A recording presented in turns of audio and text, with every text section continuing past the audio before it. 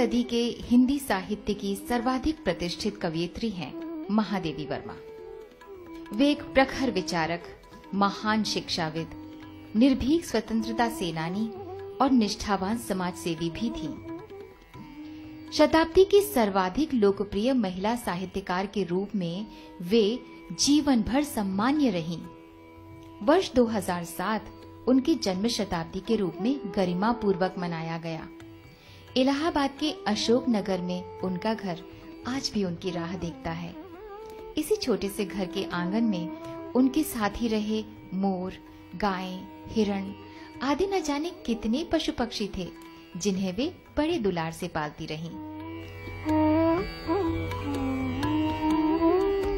उतना ही स्नेह उन्होंने पेड़ पौधों को दिया और वे अपने हाथों से उन्हें सींचती और उनकी देखभाल करती थीं।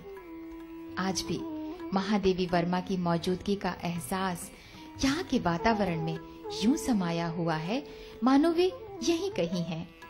इन वृक्षों की छांव में और इस आंगन की शीतलता में उनकी कविता आज भी स्पंदित है।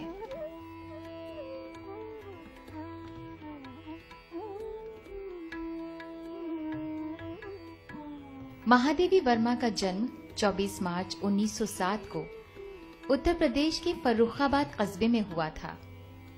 होली का रंग भरा दिन था। उनकी माता हेमरानी देवी एक धर्मपरायण महिला थीं और पिता गोविंद प्रसाद वर्मा भागलपुर के एक कॉलेज में प्राध्यापक थे। महादेवी की शिक्षा इंदौर में मिशन स्कूल से 1912 में शुरू हुई। बचपन में ही 1916 में उनका विवाह श्री स्वरूप नारायण के साथ कर दिया गया और उनकी पढ़ाई स्थगित हो गई। उनकी शिक्षा थोड़े अंतराल के बाद 1919 में पुनः प्रारंभ हुई। इलाहाबाद के क्रॉस्थवेट कॉलेज में उन्होंने प्रवेश लिया। यही हॉस्टल में उनकी मित्रता सुभद्रा कुमारी चौहान से हुई। 1921 में मिडिल की परीक्षा में वे समस्त प्रांत में प्रथम स्थान पर रहीं और उन्हें छात्रवृत्ति प्राप्त हुई। 1922 में चांद नामक पत्रिका के प्रथम अंक में महादेवी जी की प्रथम रचना प्रकाशित हुई।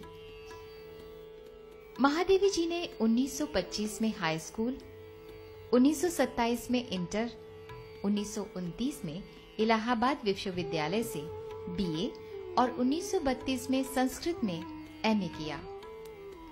स्त्री शिक्षा के उद्देश्य से 1932 में ही महादेवी जी ने प्रयाग महिला विद्यापीठ के प्रधानाचार्य का कार्यभार संभाला।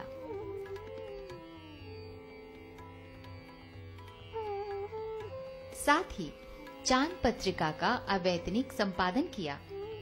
1933 में कविंद्र रविंद्रनाथ ठाकुर से महादेवी वर्मा की प्रयाग में भेंट हुई और उन्होंने मीरा जयंती का संयोजन किया। 1934 में काव्यकृति नीरजा पर सीताराम सेकसरिया पुरस्कार प्राप्त हुआ। 1937 में उन्होंने मीरा मंदिर नाम से एक कुटीर का निर्माण कराया। 1942 में उन्हें स्मृति की रेखाएं पर द्विवेदी पदक प्राप्त हुआ। 1943 में महादेवी वर्मा को मंगला प्रसाद पुरस्कार प्राप्त हुआ।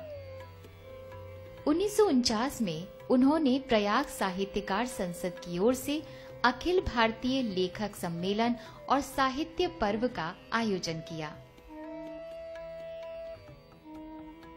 1952 में महादेवी उत्तर प्रदेश विधान परिषद की सदस्य मनोनीत की गयीं और 1954 में वे साहित्य अकादमी की संस्थापक सदस्य मनोनीत हुईं।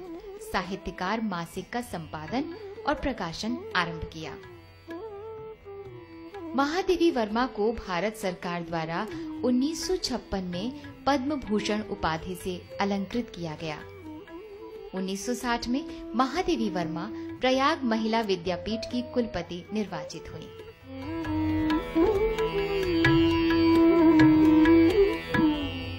उन्नीस में लेखिका संघ दिल्ली की ओर से उनको तत्कालीन राष्ट्रपति डॉक्टर राधाकृष्णन द्वारा अभिनंदित किया गया। उनकी षष्ठ पूर्ति के अवसर पर कविवर सुमित्रा नंदन पंत द्वारा संपादित महादेवी संस्मरण ग्रंथ उन्हें भेंट किया गया। 1969 में उन्हें विक्रम विश्वविद्यालय द्वारा डीलिट की उपाधि से सम्मानित किया गया और 1976 में उत्तर प्रदेश सरकार द्वारा विशिष्ट साहित्यकार पुरस्कार दिया गया। 1981 में उन्हें साहित्य अकादमी की 72 सदस्यता फेलोशिप से सम्मानित किया गया। 1982 में उन्हें उत्तर प्रदेश हिंदी संस्थान का प्रथम भारत भारती पुरस्कार प्रदान किया गया। 1983 में यामा और दीपशिखा के लिए उन्हें 18वें ज्ञानपीठ पुरस्कार से ब्रिटेन की तत्कालीन प्रधानमंत्री मार्गरेट थैचर द्वारा सम्मानित किया गया।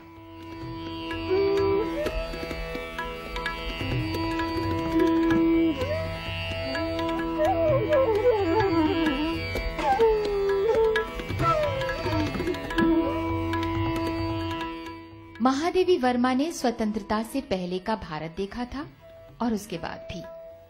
वे उन साहित्यकारों में हैं जिन्होंने समाज में कार्य करते हुए भारत के अंतर में विद्यमान हाहाकार को करुणामय दृष्टि से देखा। उनका काव्य और उनके सामाजिक सरोकार उसी दृष्टि से प्रभावित रहे। मन की पीड़ा को उन्होंने कविता में इतनी संवेदना और स्नेह से निरूपित किया कि वह जन जन की पीड़ा अभिव्यक्ति बन गई। महादेवी ने हिंदी खड़ी बोली की कविता में उस कोमल शब्दावली का विकास किया जो केवल ब्रज भाषा में ही संभव मानी जाती थी। महादेवी वर्मा संगीत की अच्छी जानकार थीं, इसीलिए उनके गीतों में दुर्लभ नाद सौंदर्य विद्यमान है।